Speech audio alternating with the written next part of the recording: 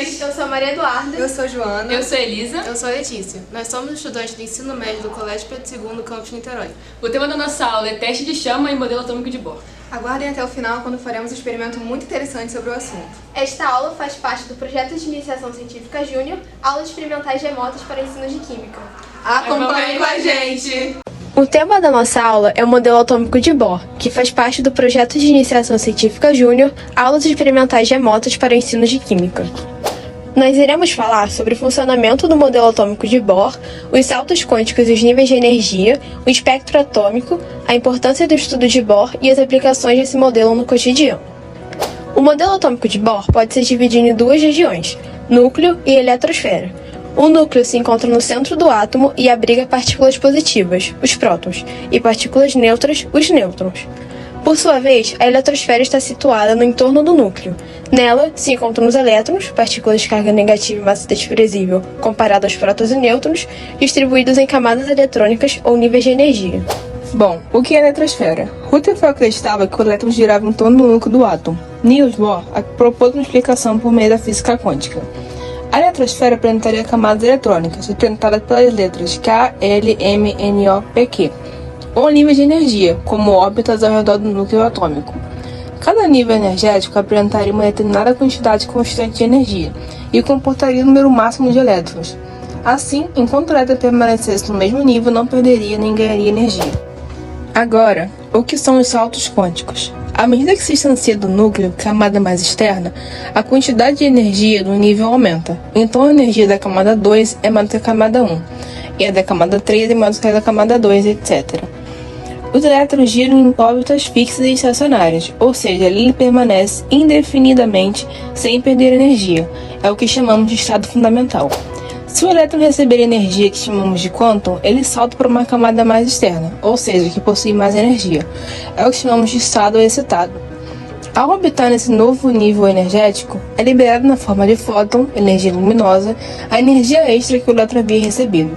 Assim, ao liberar a energia, o elétron retorna à sua camada original em movimento que chamamos de saltos quânticos. Agora, iremos explicar o porquê de cada elemento emitir uma luz com coloração diferente. A frequência da onda eletromagnética determina a energia de um fóton. Assim, maiores frequências terão menores comprimentos de onda e vice-versa. É importante sabermos que as radiações eletromagnéticas com frequência situada no espectro visível da luz podem ser identificadas pelo olho humano, na forma de cores. Essa faixa corresponde dos 400 a 700 nanômetros, do violeta ao vermelho, respectivamente. O que caracteriza a luz emitida por cada elemento é a quantidade de energia liberada pelos elétrons ao voltarem para seu estado fundamental. Como os átomos são diferentes, a energia total liberada e as colorações emitidas também são distintas. Cada elemento, por conta de suas características únicas, produzirá um conjunto de bandas coloridas próprio a partir das transições eletrônicas do átomo. Esse espectro singular de cada um é chamado de espectro atômico. Como cada elemento possui um espectro atômico característico, ele pode ser analisado em diversas situações para identificar elementos presentes em diferentes substâncias.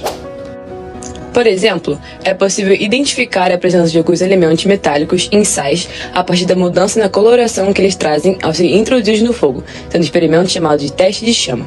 Nesse sentido, o sóis traz uma coloração amarelada à chama, enquanto o lítio leva ao lilás, o cobre ao verde e o estrôncio ao vermelho. Agora fica a pergunta: qual a importância do espectro atômico?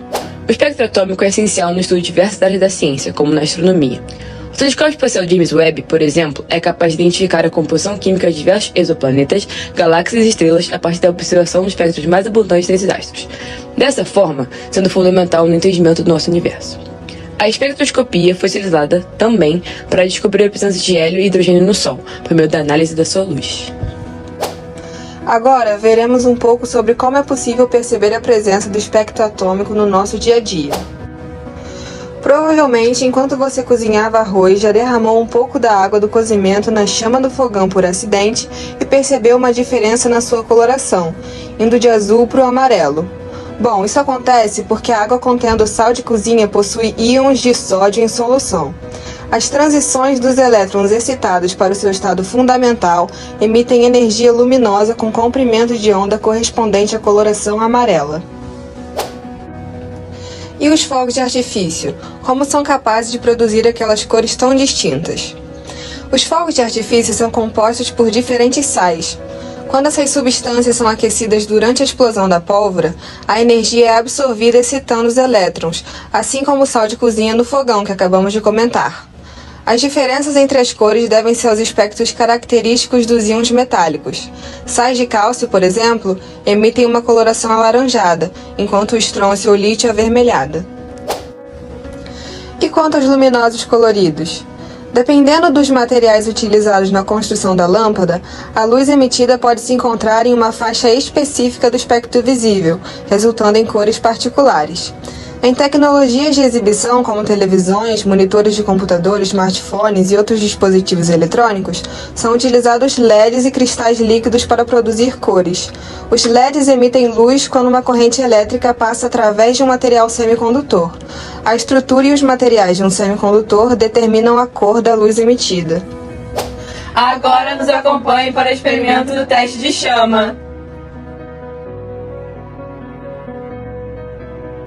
Para o primeiro experimento, os sais utilizados serão o nitrato de sódio e o cloreto de sódio. A estudante despeja uma pequena quantidade do álcool em gel em cada um dos recipientes e retira um pouco das duas substâncias utilizando a espátula. Posteriormente, despeja os conteúdos igualmente entre os dois recipientes. Após a adição dos materiais, um maçarico é utilizado para produzir a queima da mistura formada por álcool e sal. As luzes são apagadas e quando o estudante aproxima a chama produzida pelo maçarico, ocorre a queima das duas misturas, produzindo nos dois recipientes uma chama de coloração amarela alaranjada intensa, em razão da presença do íon sódio Na+. Para o segundo experimento, o sal adicionado será o cloreto de lítio. A estudante novamente despeja uma pequena quantidade de álcool em gel, agora no único recipiente de alumínio presente no suporte, e retira um pouco do sal utilizando a espátula.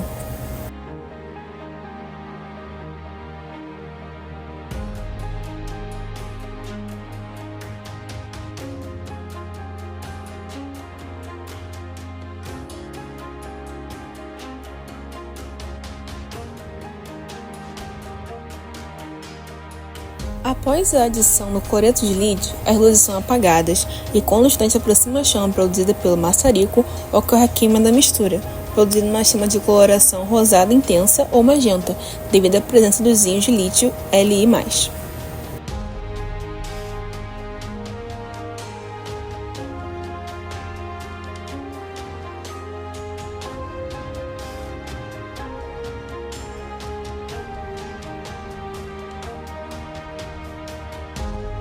Para o terceiro experimento, o sal adicionado será o sulfato de cobre 2.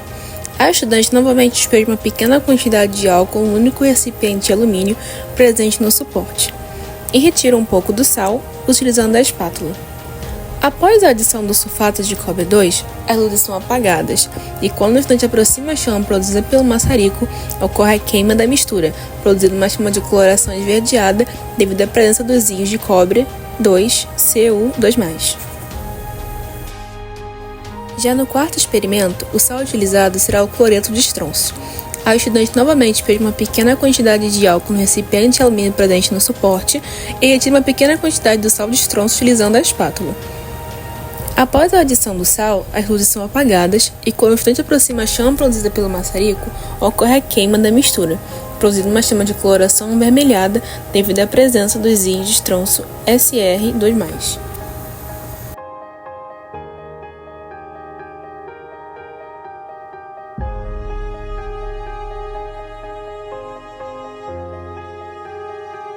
E para finalizar, proponho um desafio.